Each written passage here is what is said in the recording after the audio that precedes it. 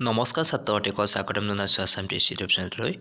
মই যে তোমালোকৰ মাজলৈ আহিছোঁ ক্লাছ 7ৰ অসমীয়াৰ লেচন 7ৰ কুৱেশ্যনছ আনি সকলোৱে ভালদৰে শুনি যাব। আৰু যদি মোৰ চেনেলটো ছাবস্ক্ৰাইব কৰি দিব যাতে আগলৈ এনেকুৱা ধৰণৰ ভিডিঅ' পাই থাকে আৰু সকলোৱে এটা ছাবস্ক্ৰাইব চেনেলটো আগুৱাই নিব, কাৰণ চেনেলটো নতুন চেনেল হয়। সকলোৱে চেনেলটো গ্ৰ' কৰা তোমালোকৰ কাৰণে মই বহুখিনি কষ্ট কৰি আছোঁ। তোমালোকে মোক এটা ছাবস্ক্ৰাইব দিয়ে আৰু যাতে তোমালোকক সহায় কৰাৰ কাৰণে উৎসাহিত কৰে, তাৰ আশা কৰি আজি ক্লাছটো আৰম্ভ কৰিছোঁ।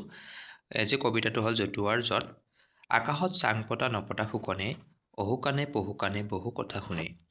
আলসৰ লাৰু খাই গা নোচোৱাই, আতুম টোকাৰিও গাই বাই চাই। অকৰা উঠি নেমত লাগে হোৱা-দোৱা, সাধ্য নাই কাৰো তাক সহজে নমোৱা। আকৰ গজালি হৈ আপুতৰ পুত, খিটমিট আন্ধাৰত সবে দেখে ফুট। জুলুঙাৰ মেকুৰীটো পৰিলেই ওলাই, অলপ ধতুৱাবোৰে বৰ ভয় খায়। আঁঠুৱাৰ তলৰ মহ সঁচাই অকৰা, লোভত আপোন ঘাটি আও মৰণে মৰা। মুৰচ ফুটিলে চালে বৰষুণ সৰে, মুদা ফুটা নামবোৰ ফুটি পৰে। নিশিকিলে নাজানিলে ফকৰা যোজনা, হয় বোলে তেনে লোক বুদ্ধিত টোকোনা। গোট গৰু হ'লে হয় আলৈ আথনি, পৰীক্ষাৰ বহীটোত পাৰো ৰঙা মেনিকণি।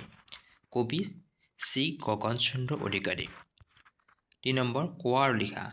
ক, কবিতাটোৰ মতে আকাশত চাং কোনে পাতে? উত্তৰ, কবিতাটোৰ মতে আকাশত চাং নপতা ফুকনে পাতে।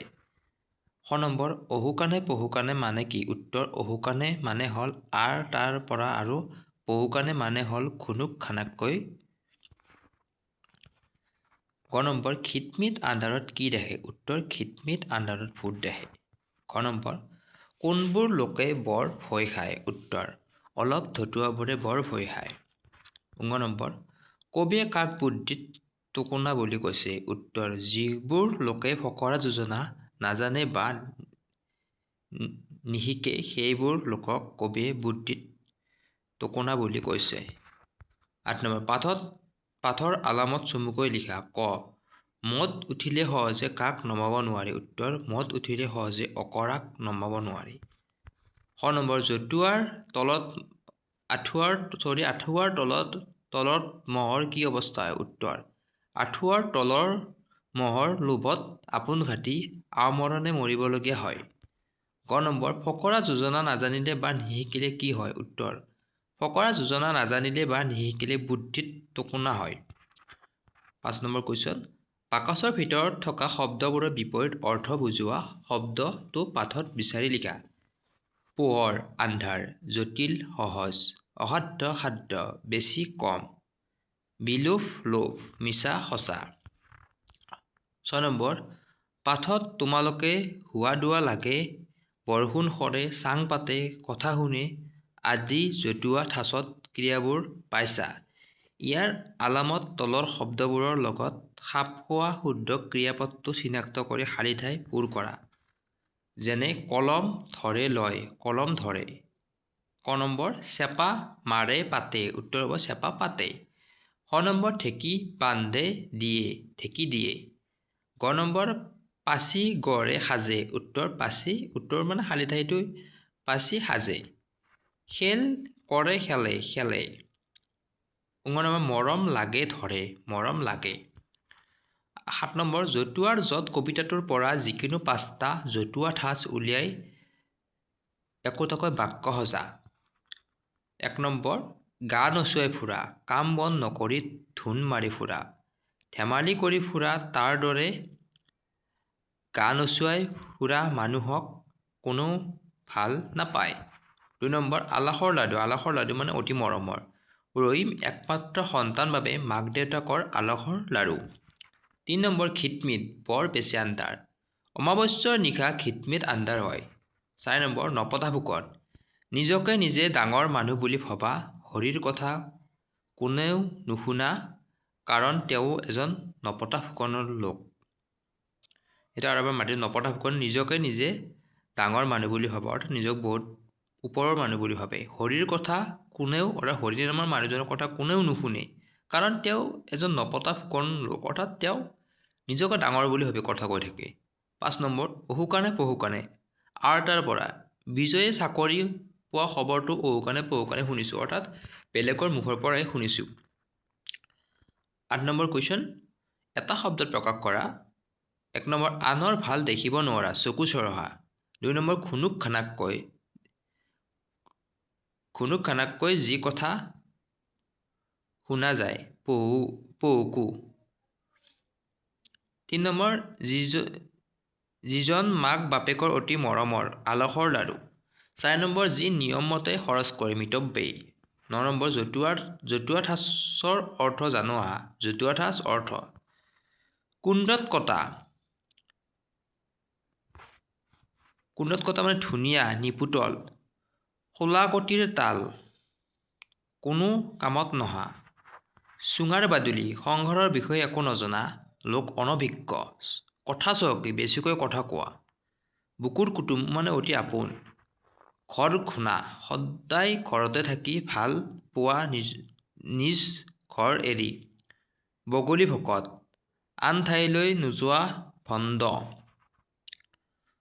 কথোপকথন মীৰা আৰু জোনালী সময়মতে স্কুললৈ যায় তেওঁলোকৰ ঘৰৰ পৰা স্কুলখন কিছু দূৰত হোৱাৰ কাৰণে দুয়োজনী সদায় একেলগে স্কুললৈ অহা যোৱা কৰে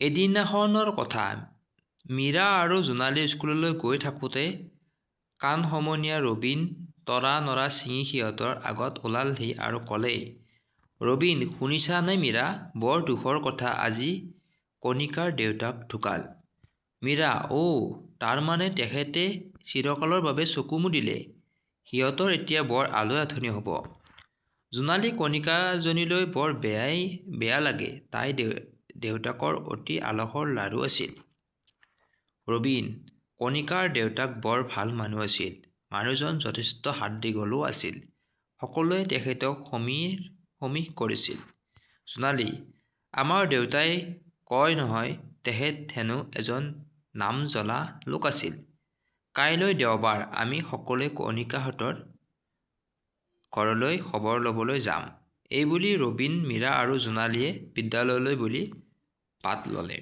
জানো আহা ওপৰৰ সংলাপখিনি কাণ সমনীয়া সমবয়সীয়া চকু মুদা মৃত্যু হোৱা হাত দীঘল সমতাশালী নাম জ্বলা মানে বিখ্যাত আদি শব্দবোৰ পাইছা হাত শব্দৰ লগত দীঘল শব্দটো লগ লাগি হাত দীঘল এটি নতুন শব্দৰ গঠিত হৈছে ঠিক তেনেদৰে হাতখাৰ মানে মুক্ত হোৱা হাত টান মানে কৃপত হাতলৰ মানে চোৰ হাত ধো মানে আশা এৰা হাড়ে চালে লগা মানে লেৰেলা হাড়ক মাটিৰ কৰ কঠিন পৰিশ্ৰম কৰা আদি শব্দবোৰো আমাৰ ভাষাত পোৱা যায় 11 নম্বৰ তৰা নৰা ছিঙি আলৈ আথনি বাটলে আলসৰ লাৰু এই জতুৱা ঠাঁচ কেইটা ব্যৱহাৰ কৰি এটা দফা প্ৰস্তুত কৰা জানো আহা নিশিকিলে নাজানিলে ফকৰা যোজনা হয় বোলে তেনে লোক বুদ্ধিত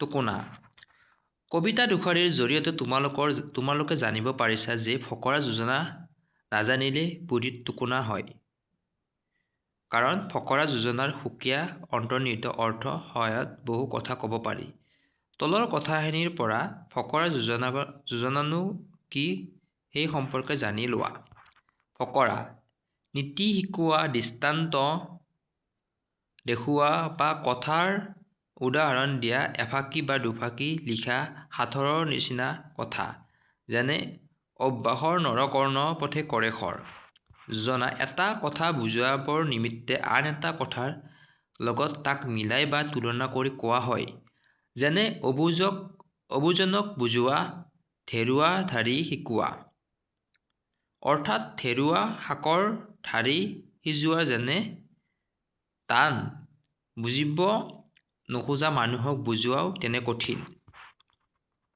এই দুয়োবিধকে একেলগে সাহিত্যত ফকৰা যোজনা বুলি কোৱা হয় প্ৰাচীন কালৰ পৰাই ফকৰা যোজনাবিলাক মানুহৰ মুখে মুখে চলি অহাৰ বাবে ই মৌখিক সাহিত্যৰ অন্তৰ্গত ভাষাৰ সৌষ্ঠৱ আৰু ব্যঞ্জনা প্ৰকাশত ফকৰা যোজনাৰ গুৰুত্ব অসীম ইয়াৰ মাজত এটা জাতীয় চৰিত্ৰ প্ৰকাশ পায় ফকৰা যোজনাই ভাৱৰ প্ৰকাশ উজু কৰি অৰ্থ বুজাত সহায় কৰে জীৱনৰ বিভিন্ন দিশত মানুহে আগবাঢ়ি যাওঁতে লাভ কৰা অভিজ্ঞতাসমূহৰ আধাৰতে এইবোৰ ৰচিত হৈছিল। 12 নম্বৰ, তলৰ যোজনা দুফাকীৰ অৰ্থ বুজাই লিখা।